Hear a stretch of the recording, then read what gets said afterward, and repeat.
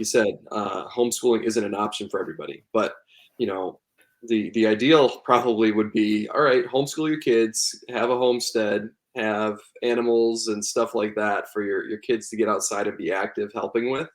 Have a big garden where they help out with things like that, where not only are they active, but they're seeing the fruits of their labor and learning practical skills for life.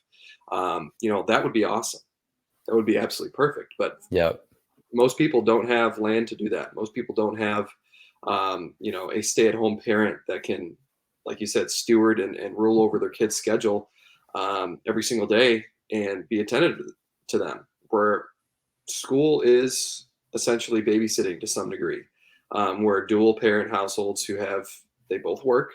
The Yep. kids need to be, unless they're going to pay for childcare for homeschool or something like that. I don't even know if that's a thing. The kids need to be in school, Sure. and so that's opens up another can of worms. So how do we Sure. uh, during the kids' school day do anything to help them out or Yeah. have them help themselves with this? I really don't. It's difficult to say, hey, well, why don't you go take a walk as a kid? There's Right. a really short leash there where maybe the kid can get up and go to the bathroom, Yeah. um, and then come right back to class. But that's not really much of a mental break for physical activity. Yep. So I do think the after school activities are definitely high on that list. Yep. Sports, extracurriculars, things like that, to just get active and explore things.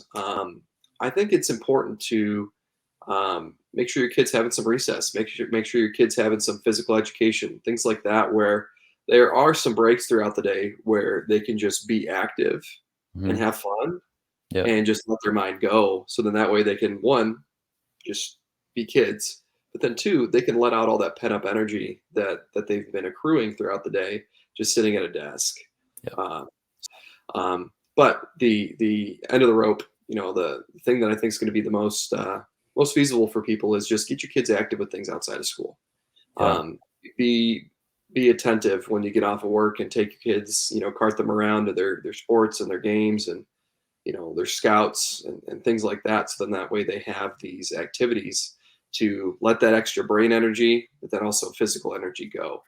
Um, so I think that's the most feasible way to do things.